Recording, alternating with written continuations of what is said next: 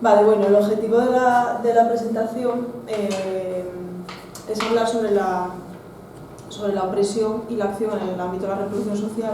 O sea, es plantear como el campo de estudio un poco. Supongo que la gente que está desde fuera que oye también, ¿no? ¿Se oye bien? ¿Necesitáis que me acerque más al micro? Bueno, creo que sí se oye, ¿vale? Creo que sí que oye, ¿no? Entonces, bueno, eso, plantear como ver cómo puede estar este campo de estudio y dar algunas ideas para seguir trabajando aquí, con la idea de hacer algún apunte metodológico también, ya que estáis trabajando en las tesis doctorales, pues bueno, intentar mostrar un trabajo que no está terminado. O sea, sinceramente, a mí me gustaría hacer como Foucault, que un año, 6 meses trabajaba y 6 meses daba el curso, pero yo lo siento, pero no puedo. Siempre tenemos muchísimas demandas, ¿no? de diferentes temas, además, que eso es algo que como que te dificulta mucho concentrarte en un solo tema. Seguro que os pasa también. Entonces, bueno, lo que se ha podido hacer. Plantear el campo de estudio de las particularidades de la opresión y la acción política en el ámbito de la reproducción social. En primer lugar, habrá unas precisiones conceptuales. En segundo lugar, como os decía, una cuestión metodológica y de enfoque que puede llevar a errores que a mí misma creo que me iba llevando ya por un camino que no iba a dar buen resultado. Os voy a decir cuál fue el primer intento y el problema que tuvo.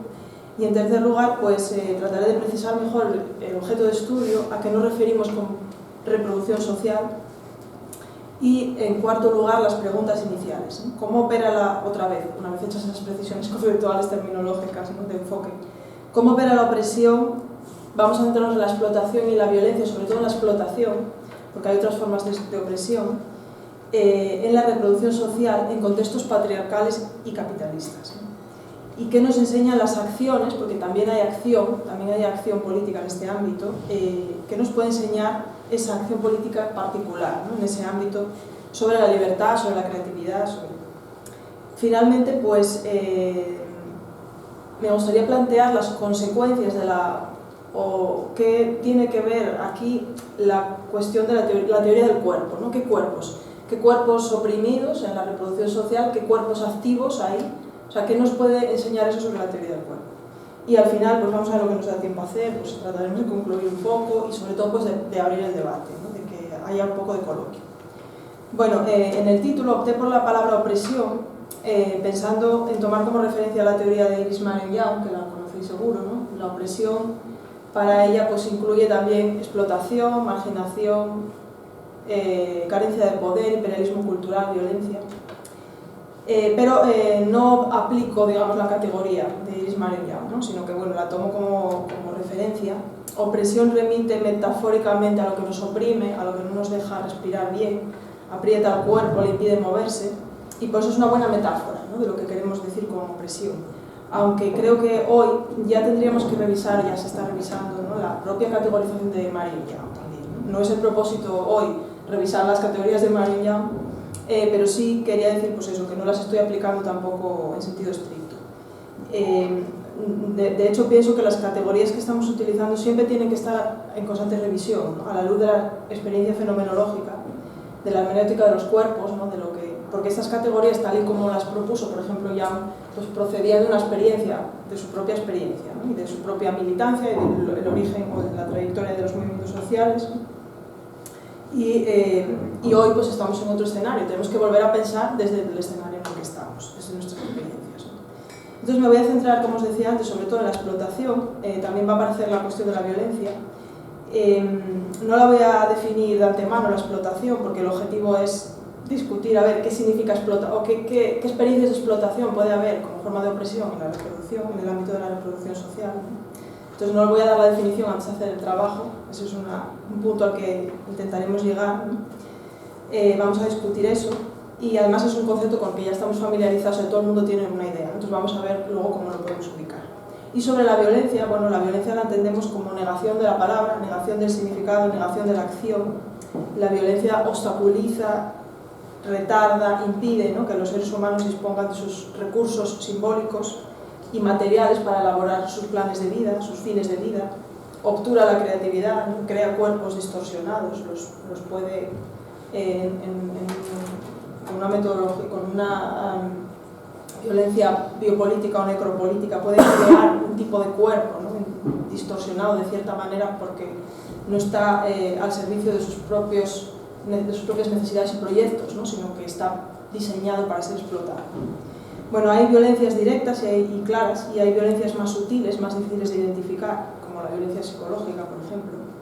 Y como os decía, hay violencias biopolíticas y necropolíticas que se ejercen conformando los cuerpos de una manera prefijada, destinada a aprovecharse de los cuerpos, a explotarlos, a moverlos de una determinada manera de acuerdo a intereses que no coinciden con los de su propia promoción, ¿no? O a convertirlos en cuerpos muertos en vida, como hablaríamos en la necropolítica.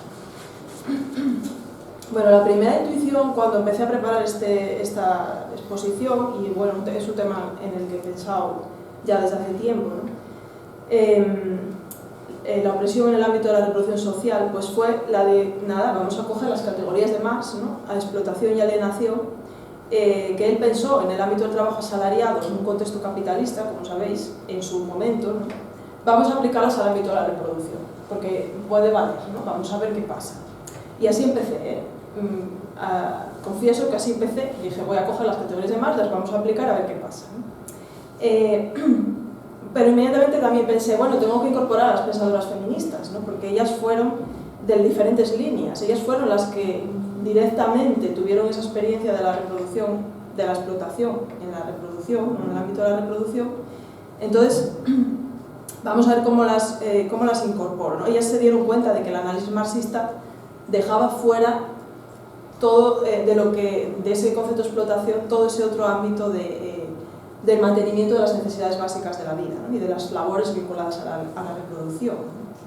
Entonces dije, bueno, nada, hay que aplicar las categorías de Marx y hay que incorporar a las pensadoras feministas, porque además fueron ellas, por ejemplo, Flora Tristán, ¿no? Que establece ese puente tan interesante entre el feminismo ilustrado y luego ya el feminismo marxista, ¿no? Clara Zetkin, Alejandra Kolon, también Emma Goldman, ¿no? En ese siglo XIX, primera mitad del siglo XX, ¿no? Cuando fueron ellas las que metieron en la filosofía social la cuestión de la doble carga de las mujeres trabajadoras, ¿no?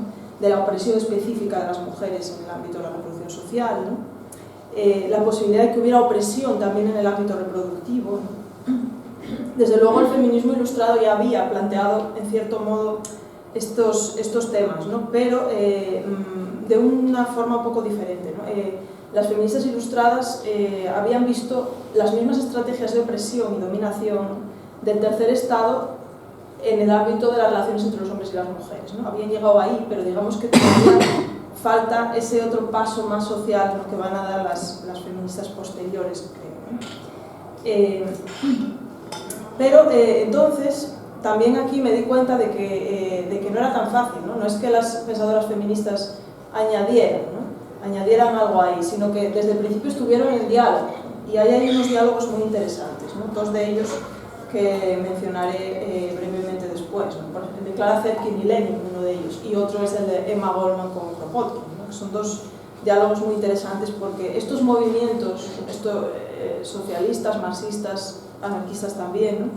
Tuvieron que hacer su propia revisión feminista, o sea, no nacieron feministas, ¿no?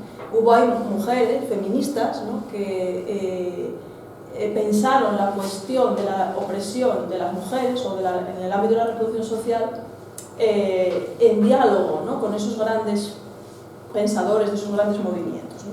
Esto me llevó a plantearme también que la historia, que es una cuestión en la que estamos trabajando mucho ahora en Oviedo y también con gente de aquí, que es la filosofía, la historia de las filósofas, ¿no? La filosofía hecha por mujeres en la historia de la filosofía, ¿no? Esto me llevó a plantearme que la historia del feminismo no deberíamos separarla de la historia de la filosofía. O sea, la historia del feminismo es historia de la filosofía, ¿no? No es un hito, ¿no? Esta conversación entre Clara Zetkin y Lenin, por ejemplo, no es una nota al pie en la historia de la filosofía, es un elemento clave de la historia de la filosofía, ¿no? Porque Clara Zetkin añadió un punto de vista ahí, pues, que no se les había ocurrido a los pensadores.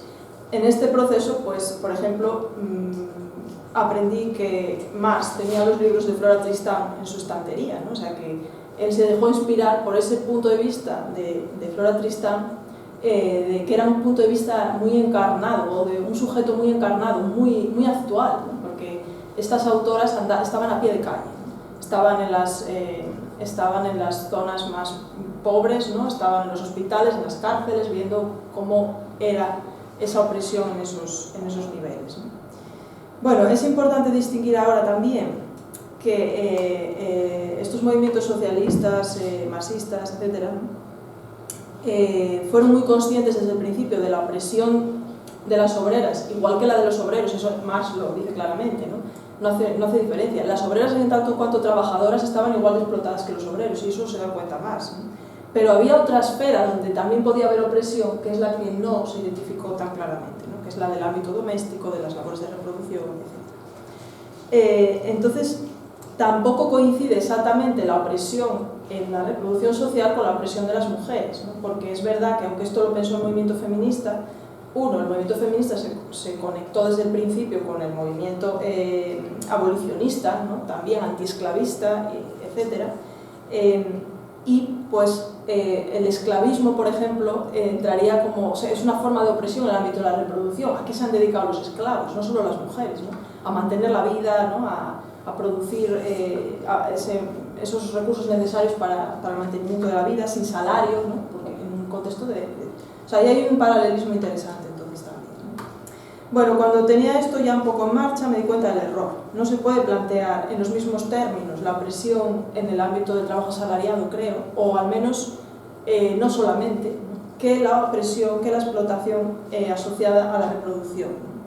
Tenemos que ver cuáles son las características propias de la opresión en el ámbito de la reproducción, y eso es a lo que os invito, ¿no? A que veamos, a que intentemos comprenderlas desde ahí, ¿no? Desde esas experiencias, ¿no? No aplicando categorías, no solamente aplicando categorías que fueron pensadas para el ámbito del trabajo asalariado, ¿no? al otro ámbito, ¿no? Además, tener en cuenta esta opresión específica, esta explotación específica, esta violencia específica que se da en este ámbito, es absolutamente imprescindible para las teorías generales de la opresión, que eso es algo que tiene que ver con sacar la historia del feminismo de la historia de la filosofía, ¿no? Claro, es que no es que añada algo, ¿no? Es que es un punto esencial, ¿no? ¿Cómo vamos a comprender la opresión, la explotación, la violencia sin tener en cuenta la opresión en el ámbito de la reproducción social, la esclavitud, por ejemplo, ¿no? Tal cual, ¿no? Entonces, entonces es una tarea muy importante, ¿no? Y como os decía, esos dos grandes debates, ¿no? Clara Zetkin y Lenin, ¿no? A Lenin le preocupaba que las mujeres se desviaran hacia cuestiones femeninas, ¿no? Él era partidario de la plena igualdad de las mujeres y de crear una movilización feminista internacional, algo de lo que se ocupó Clara Zetkin, ¿no? Pero también advertía de que los problemas sexuales y del matrimonio que se discutían en los clubs de lectura de las obreras, ¿no? Consideraba que eran cosas de burguesas, ¿no? Entonces dice, ojo, Clara Zetkin, no os vayáis hacia ahí porque esos son temas burgueses, ¿no? Y claro, esos eran temas que les preocupaban a las mujeres obreras. ¿Cómo no les iban a preocupar si no podían controlar el número de hijos que tenían, ¿no? Y luego no les podían dar de comer? Pero a él le preocupaba que el movimiento desplazara su finalidad en el contexto, ¿no? Del momento. Y Clara Zetkin, pues, que fue una gran defensora, pues, de la protección de la maternidad, escolarización infantil, ¿no? Era defensora de la maternidad colectiva también, ¿no? Aceptó la precisión de Lenin, dijo, bueno, vamos entonces a procurar que el movimiento feminista no vaya a ser como la finalidad última, ¿no? Vamos a anteponer el proyecto socialista, ¿no? Hay otro caso emblemático o paradigmático, que es la discusión entre Emma Goldman y Kropotkin, ¿no? Emma Goldman, no sé si os suena un poco esta figura, hay una autobiografía que es apasionante, aunque solo sea para ver la época, ¿no? en la que ella vivió. Era comadrona y enfermera, entonces se dedicaba a ir por las casas atendiendo a los partos de las mujeres, que además no le podían pagar, por lo cual vivía como podía, y se dio cuenta, a principios del siglo XX en Estados Unidos, ¿no? Y se dio cuenta, pues, del sometimiento, de la desesperación que suponía para esas mujeres no poder controlar el número de hijos que tenían, ¿no? En condiciones de una precariedad económica absoluta, ¿no? Ella misma optó por no tener hijos, y eso lo va contando en su autobiografía también, sacrificando un deseo de ser madre, porque no es que no quisiera, ¿no? Es que entendía que no era compatible con llevar una vida intelectual y política que ella deseaba, ¿no? O sea, consideraba entonces que no era un buen mundo para tener hijos libremente, ¿no? Que eso es una idea que no nos interesa solo porque sea un dato biográfico de Emma Goldman, porque lo vamos a encontrar también en Simone de Beauvoir, por ejemplo. Entonces, Kropotkin le criticaba algo parecido a lo que le decía Lenin, a lo que le dirá después Lenin a Clara Zetkin, ¿no? Le decía que dedicaban demasiado espacio en sus publicaciones a hablar de sexualidad. Entonces eso no era el tema importante, había que hablar de libertad, pero no tanto de sexualidad, matrimonio y esas cosas, ¿no? Y Kropotkin le decía a Emma Goldman que la igualdad del hombre y la mujer no tenía nada que ver con el sexo, que era una cuestión de cerebro. Dice, cuando ella sea su igual intelectualmente y comparta sus ideas sociales, será tan libre como él. O sea, había que cambiar la mentalidad, pero ya con eso ya, y educarse, ¿no? Y entonces formarse. Pero para Goldman había una cuestión añadida ahí, ¿no? Decía que ella consideraba que era un factor tremendo para miles, millones de jóvenes, ¿no? Le dice un poco en broma, es que tú ya eres viejo, entonces ya no piensas tanto en la reproducción. Dice, pero para los jóvenes esto es una cosa muy acuciante, ¿no? Y bueno, a diferencia de Lenin, debo decir que Kropotkin sí que le acaba dando la razón a Emma Goldman. Dice, bueno, a lo mejor tienes razón y es verdad que hay que atender más a ese ámbito de la reproducción, de la sexualidad, porque ahí quizá también hay una opresión que no estamos viendo, ¿no? Bueno, Goldman había visto los cuerpos abiertos de las mujeres, ¿no? Extenuadas en la sucesión de partos, conocía el dolor con el que vive el cuerpo femenino oprimido. De hecho, cuenta cómo su madre le da una bofetada cuando menstrua por primera vez, ¿no? Como rito de paso a la edad adulta y a lo que te viene de dolor al crecer y convertirte en mujer, ¿no? Esta es la primera bofetada, pero prepárate porque, bueno. Entonces, la educación y la conciencia social de las mujeres eran importantes, pero desde luego lo era muchísimo, que pudieran controlar su sexualidad, o sea, que fueran dueñas de sus cuerpos, ¿no? Que pudieran decidir si tenían o no hijos, cuántos. Y ahí también eran oprimidas, ahí también tenían que luchar por su libertad. Entonces, esto es una cosa de la que se va tomando conciencia. Alejandra Kollontai, en El comunismo y la familia, también se da cuenta de la necesidad de que de las tareas domésticas para mantener la fuerza de trabajo obrera en el capitalismo, ¿no? Y también se da cuenta de que no hay reconocimiento social ni remuneración de este trabajo, ¿no? Y su propuesta pasa por la socialización del trabajo doméstico, o sea, de algún modo aplicar la misma estrategia que planteaba el comunismo para el ámbito del trabajo en general a la reproducción social. Vamos a socializar las tareas domésticas, ¿no? Incluso de algún modo vamos a socializar a los hijos, esto era algo que luego también dirá Clara Zetkin, o sea, vamos a compartir la crianza de un modo, ¿no? para que así estas labores dejen de ser tan extenuantes, tan duras, ¿no? El Estado obrero asumiría la subsistencia de las madres mientras amamantan, los cuidados, ¿no? Dice, claro, para que la mujer pueda ser útil trabajando para el Estado, ¿no? Aquí está esta cuestión importante, ¿no? Y habla de nuestros hijos como los hijos del Estado, ¿no? Hay también una crítica al matrimonio burgués, ¿no? Y al sexo como apropiación del cuerpo del otro, esa crítica a la propiedad, ¿no? A la idea de propiedad como apropiación, muy interesante también, ¿no? Subraya la doble dependencia de las mujeres, dice, del capital y del marido, ¿no? Y critica los problemas del amor libre, ¿no? Porque dice luego al final las mujeres sí, el amor libre sí, pero las mujeres tienen que acabar cuidando solas a los niños, ¿no? Entonces eso también lo introduce en su crítica. Bueno, desde luego creo que no fueron Marx ni Engels, ni tampoco los teóricos del socialismo utópico o los del anarquismo quienes fueron conscientes de las peculiaridades de la opresión y la explotación de las mujeres en este ámbito, sino las feministas, ¿no? Pero tenemos que hacer ese esfuerzo por incorporarlas ya a la historia de la filosofía y considerarlas a ellas también teóricas de estos movimientos y no solamente como otra historia paralela, ¿no? Del feminismo, ¿no? Más aún es que fueron también ellas, y aquí sobre todo Rosa Luxemburgo, a quien todavía no había mencionado, quienes se dieron cuenta de la importancia que tendría la reproducción social para mantener la sociedad capitalista, ¿no? Como después han explicado a fondo, mucho más recientemente, pues María Mies o Nancy Fraser. Para Mies la opresión de las mujeres es inmanente a las relaciones de producción del patriarcado capitalista, ¿no? O sea, para Mies el capitalismo necesita del patriarcado, de unas determinadas relaciones entre hombres y mujeres, con un modelo de masculinidad, de feminidad, igual que necesita de las relaciones de explotación de la naturaleza y de la explotación metrópolis-colonias, ¿no? Para funcionar y poder mantener el proceso de acumulación de capital.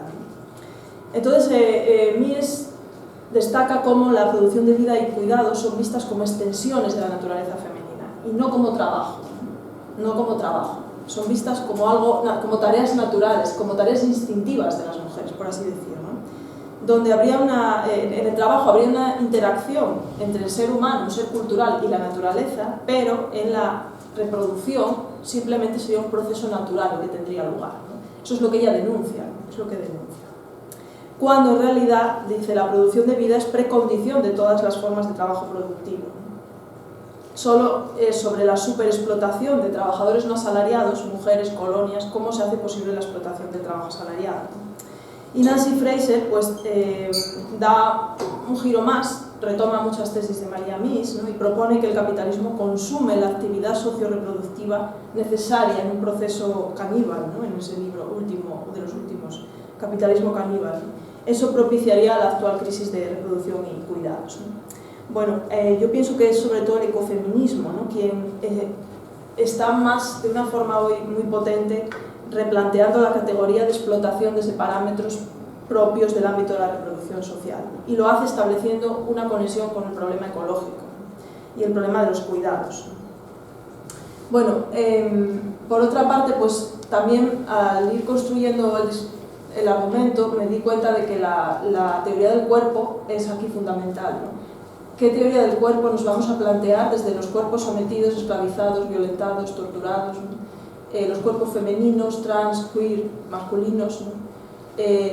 También los cuerpos capaces de resistir, contestar, actuar, gozar de la vida, ¿no? Porque no queremos victimizar tampoco aquí, sin imponer horizontes de restauración totalizantes, ¿no? Como defienden, por ejemplo, en contextos muy diferentes, Jana Meri, ¿no? Que propone hablar de la tortura desde la tortura, o Chantal Maillard, que propone hablar del dolor desde el dolor, sin buscar un horizonte último de restauración absoluta. Bueno, punto 3. ¿Qué es la reproducción social? Ya lo sabéis más o menos, ¿no? Incluye pues, la reproducción misma, por eso hablaba antes del embarazo, el parto, la fertilidad, maternidad, paternidad, los cuidados en general que permiten el mantenimiento de la vida, pero también aquellas tareas destinadas al mantenimiento de las relaciones personales y sociales. Y ahí era donde me iba a centrar al principio, lo que pasa es que luego cambió un poco el planteamiento, ¿no? Pero esas tareas dedicadas a mantener las relaciones personales y sociales, eso también es muy interesante ver cómo se organizan, ¿no? Esas tareas, quién las realiza, en qué consisten, ¿no? Luego, si queréis, comentamos el anuncio del gordo de la lotería de Navidad. ¿Qué es esto exactamente? Habla del mantenimiento de las relaciones personales, pero en el coloquio, ¿vale? Pero no, que si no me enrollo. Es todo el campo de la reproducción, de la provisión de sustento, de satisfacción de las necesidades, ¿no? En un sentido biológico, pero también de afectivo, de socialización, ¿no? O sea, todo el tema de los afectos, de los tipos de relaciones, ¿no? De la idea de amor, de la idea de... Todo eso entra aquí, ¿no? Y es un tema central del feminismo, claro, ¿cómo no iba a serlo, ¿no? Desde siempre, incluso desde Teresa de Ávila, ¿no? Cuando rechazaba el matrimonio, decía, es que el matrimonio nos somete, ¿no? Entonces, en el convento al menos no estamos sometidas a los partos continuos, ¿no? Y podemos dedicarnos a rezar, sí, pero también a leer y a escribir, ¿no? Entonces, de eso eran muy conscientes ya estas mujeres, ¿no? En unas épocas tan tempranas del feminismo. Entonces es un campo muy amplio, ¿no? Cuando hablamos de opresión aquí, ¿de qué hablamos? De explotación y violencia, como las violaciones, los abusos sexuales, la prostitución forzada, la trata, la violencia de género, la explotación en el trabajo doméstico, maternidades forzadas, esterilizaciones involuntarias, ¿no? Partos medicalizados en los que no se respeta la autonomía de las mujeres, ¿no? Violencia obstétrica, robo de bebés, alquiler de vientres, todo esto tiene que ver con este campo, ¿no? Así es como se da aquí la violencia y la opresión, ¿no? Y en paralelo las feministas han articulado formas de contestación y acción, también en este ámbito de la reproducción social. ¿Cómo? Han puesto sus cuerpos en la calle, ¿no? Eso de que lo personal es político, esto es propio del movimiento feminista, ¿no? Han puesto sus cuerpos a ocupar espacios públicos para reivindicarse como sujetos activos, ¿no? Cuando no se las reconocía como sujetos activos directamente, ¿no? Como por ejemplo FEME, ¿no? O las madres de la Plaza de Mayo, ¿no? O haciendo huelgas de vientres, algo que han hecho las esclavas, ¿no? En diferentes épocas. Se han negado a tener hijos para que sus hijos no fueran esclavizados, por ejemplo, ¿no? Movilizándose para tener autonomía en los partos, como la Asociación Española de Partos Nuestro, que ha trabajado durante décadas para conseguir cambiar los protocolos de atención a los partos, ¿no? Que estaban muy medicalizados, en contra de las recomendaciones de la OMS, ¿no? Reivindicando el derecho a controlar la sexualidad y la reproducción, acceso a anticonceptivos, derecho al aborto, ¿no? Rechazando el matrimonio tradicional también, ¿no? manteniéndose célibes, otras veces renunciando a la maternidad, otras veces eligiéndola en condiciones adversas, ¿no? Optando por el amor libre, ¿no? O denunciando la cultura de la violación, ¿no? O el mito del amor romántico, porque todo esto tiene sus discursos de legitimación. Y por ejemplo el mito del amor romántico es uno de esos discursos de legitimación, ¿no? De esas explotaciones, ¿no? O determinada ética de unas determinadas virtudes, ¿no? Femeninas, de la abnegación o del servilismo o tal. Entonces las preguntas: ¿cómo opera la opresión, la reproducción social en contextos patriarcales y capitalistas, ¿no? Y luego, libertad y creatividad. Bueno, explotación, primero, el concepto de explotación. El concepto de explotación remite a la exigencia por encima de las propias capacidades o de lo que se remunera en realidad, porque recordáis que este concepto venía del ámbito del trabajo asalariado, ¿no? Y suele ser en beneficio de otro. O sea, es que nunca te paguen lo que haces, ¿no? Por lo que haces, siempre te pagan un poco menos de aquello que haces, ¿no? Entonces, o te exigen por encima de tus capacidades de recuperación. Bueno, en Marx, ya sabéis, ¿no? Era el mecanismo por el que el inversor capitalista se apropiaba del rendimiento de las capacidades y productividad de los trabajadores, ¿no? En María Mies, alguien gana algo robando a alguien o vive a expensas de algún otro, dice María Mies, esa es la explotación, ¿no?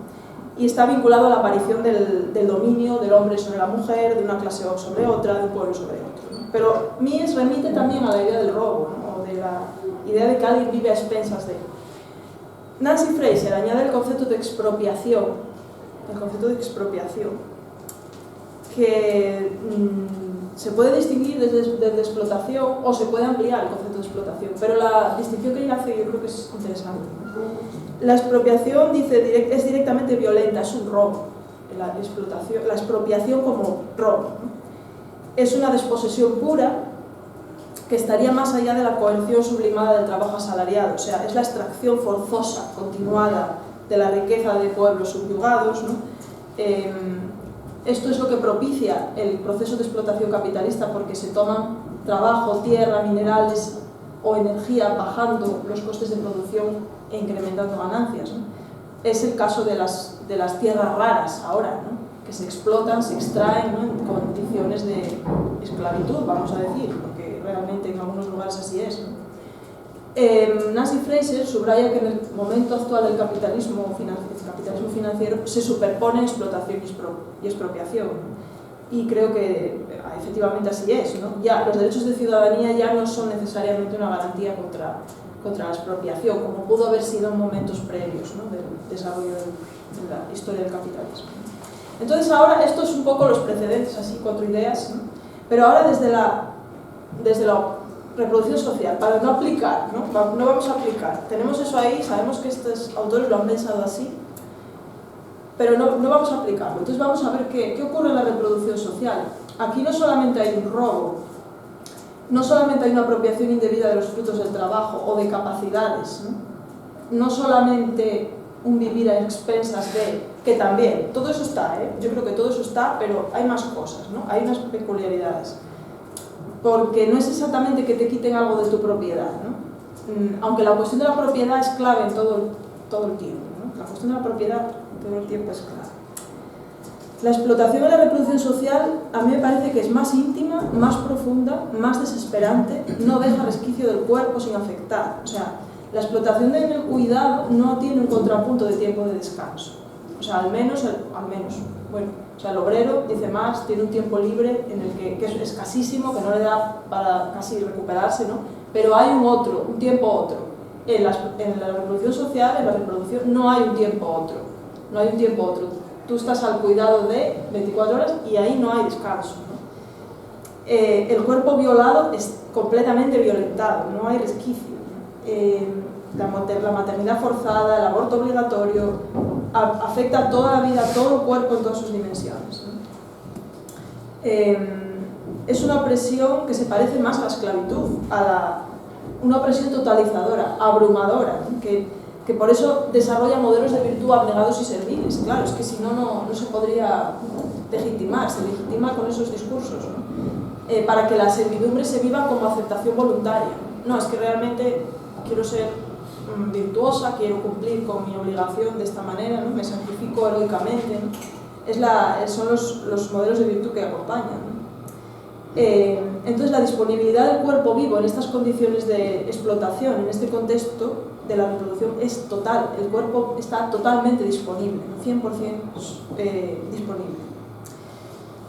Luego el sometimiento. Esto es una parte de la explotación que, por ejemplo, Iris Marion Young tematiza como cuando habla de cómo se realiza el trabajo, ¿no? Ya no solo que no te paguen tanto, ¿no? Porque hay una plusvalía ahí que sacar, un rendimiento extra, sino cómo se organizan las propias tareas, ¿no? El menial labor del que habla Iris Marion Young, ¿no? Es el trabajo sin reconocimiento social, sin reconocimiento, en el que el trabajador además ni siquiera puede organizar la manera que tiene de hacer su tarea, ¿no? No es solo que tengas que barrer la habitación, es que te digan, no, tienes que empezar por esa esquina, luego barrer hacia allá, no barras hacia allá, barre hacia el otro lado, ¿no? Es no poder tener el control de los actos que son los que forman parte del desempeño de esa tarea, ¿no? Entonces, eso es interesante también, porque tiene que ver con la manera como se organiza el trabajo, como os digo, ¿no? Esto puede ocurrir también en las labores reproductivas, ¿no? Pero de algún modo el sometimiento en el ámbito reproductivo puede ser incluso más brutal, porque no se someten solamente las capacidades o rendimientos del cuerpo, sino al cuerpo mismo, todo el cuerpo, encerrado en casa, obligado a parir de una determinada manera, ¿no? Sin que haya razones médicas para impedírselo, ¿no? Pero te tienes que poner así, ¿no? No puedes ponerte de la otra manera, ¿no? Un cuerpo sometido, condicionado, forzado a no realizar sus tareas a su manera, ¿no? Con su estilo propio, ¿no? Condicionado para obedecer las órdenes todo el tiempo en todos los movimientos que realiza, ¿no? Entonces, en la reproducción social ahí, en el ámbito de la reproducción, cuando hay opresión, no, esa opresión creo que puede tener unos matices todavía también distintos, ¿no? Alienación, enajenación, ¿no? Hemos hablado sometimiento, pues ahora alienación. Bueno, la idea original de la alienación, que no vamos a aplicar tal cual, vamos a ver si puede haber alienación de otro tipo o de qué tipo en la reproducción, ¿no? Era lo que el obrero, reducido a mercancía, producía, o sea, el producto de su trabajo le resultaba no solo extraño, sino también hostil, ¿no? ¿Recordáis? Se volvía en su contra. Porque contribuía a un capital que no le pertenecía, en la explicación de los manuscritos de Marx, y alimentaba la maquinaria de su mantenimiento como obrero. O sea, en el fondo estaba con su trabajo alimentando una maquinaria de la que solo resultaba en tanto en cuanto obrero, ¿no? En tanto en cuanto obrero alienado de su humanidad porque le impedía autogestionar su propia vida o salir más allá de la propia supervivencia. El producto de su trabajo al obrero le era ajeno porque le pertenecía a otro que se apropiaba de él, y para el otro, dice Marx, es goce, alegría vital, para él es dolor, ¿no? Por eso hay alienación. Vale, ¿qué puede pasar con la alienación? ¿O cómo podríamos repensar la alienación desde la reproducción? Para una mujer violada obligada a parir el hijo resultante de la violación, creo que el concepto de alienación estalla por los aires. O sea, estalla. Esto supera cualquier idea de alienación.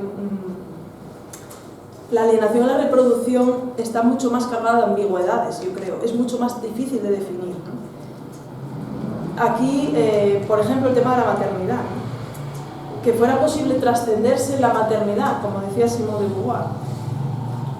Bueno, plantearía la posibilidad de que maternar libremente fuera una empresa en la que una pudiera expresar su creatividad, ¿no? O sea, si pudiéramos ser madres libremente, quizá nos podríamos expresar creativamente la maternidad, ¿no? Pero ahí también podría estar el peligro de que el hijo fuera considerado un producto, ¿no? En un sentido de apropiación, ¿no? Que la maternidad libre dé lugar a una crianza libre, también a mí personalmente sigue sin dejarme claro que sea posible trascenderse en la maternidad, ¿no? Pero la cuestión, claro, es que la mujer no tiene que ser madre, ni solamente madre, ¿no? O sea, esa es una clave del asunto, ¿no? Una es esa, la otra clave es que el contexto le deje ser madre libremente, ¿no? La maternidad en condiciones de explotación aliena a las mujeres porque les impide controlar su reproducción, las condiciones de su reproducción,